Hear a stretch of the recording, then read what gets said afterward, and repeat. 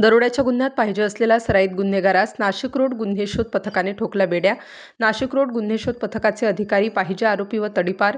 रेकॉर्डवरील गुन्हेगार चेक करीत असताना मिळालेल्या गोपनीय बातमीमार्फत नाशिक रोड पोलीस ठाणेकडील गुन्हा रजिस्टर नंबर 479/2025 BNS 310 4 शस्त्र अधिनियम 325/425 सह महाराष्ट्र पोलीस कायदा कलम 135 प्रमाणे दरोड्याचे दाखल गुन्ह्यातील पाहिजे आरोपी पियुष नितीन दोंदे वय 21 वर्ष हा गोरेवाडी रेल्वे फाटक जवळ येणार असल्याची माहिती मिळाल्याने पथकाने क्षणाचाही विलंब न करता सदर ठिकाणी जाऊन सापळा रचून मोठ्या शिताफीने ताब्यात घेतले.